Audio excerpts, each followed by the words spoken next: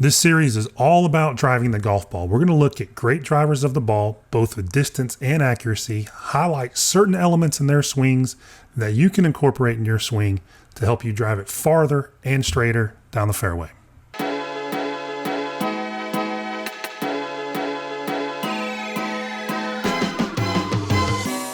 All right, the first pro we're going to look at today is one of the longest drivers on the PGA Tour, routinely averages over 300 yards for a given season. And we're going to look at what he does in his swing relative to the sway numbers. And a negative sway number is going to be his lateral movement away from the target. A positive sway number is going to be his lateral movement towards the target. Now let's take a look at how he gets his swing started.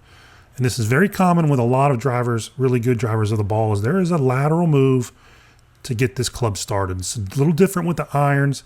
With the driver, there is a definite lateral movement, roughly an inch and change, inch and a half for this driver, for this golfer. And as he takes the club on up, he actually does it again, which is fairly unique to him.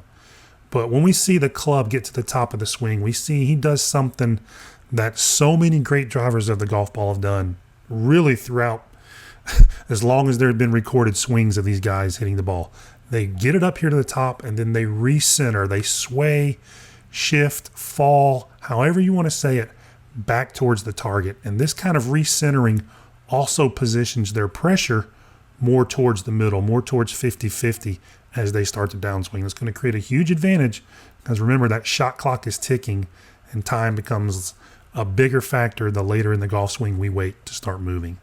So as we see him kind of come down to this left arm parallel, we can see his sway numbers really start to move very similarly.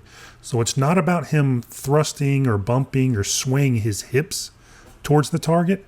It's about him moving both his center of his pelvis and the center of his torso. So he has lateral motion with his upper body and lower body as he gets forward, preparing to really wallop this ball down the fairway.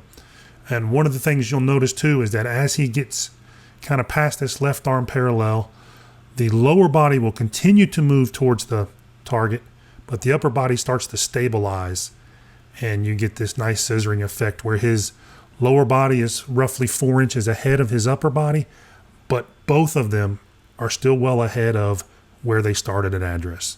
And if we scroll them forward, you can kind of see the ghosting here of address versus impact. So here's our second driver of the ball, the other side of the coin. This is one of the straightest drivers of the golf ball in recent tour history, averaging right around 75% fairways hit. So extraordinarily straight driver of the ball, but we're still going to see some very similar moves. We see that lateral sway off the golf ball, then that shaft gets to parallel and it starts to recenter. He uses most of the backswing to recenter off that early shift to the right. And then we can see how the upper body and lower body now are shifting, swaying, falling forward. And then the lower body continues to move forward as the upper body stabilizes. And then he comes into the ball with right around 3 inches of difference versus the 4 inches of difference with the long driver. And if we just scroll this forward a little bit, we can see the ghosting here from where he started to where he finished at impact. And we can see the similarities between the long hitters and the straight hitters. Incorporating this lateral move isn't the same thing as a slide where the lower body takes off, the upper body tilts away from the target. Both centers, both lower body and upper body, need to be moving forward. One will stabilize, one will continue to go forward just a small amount. Both of those moves are going to help you drive it longer and straighter.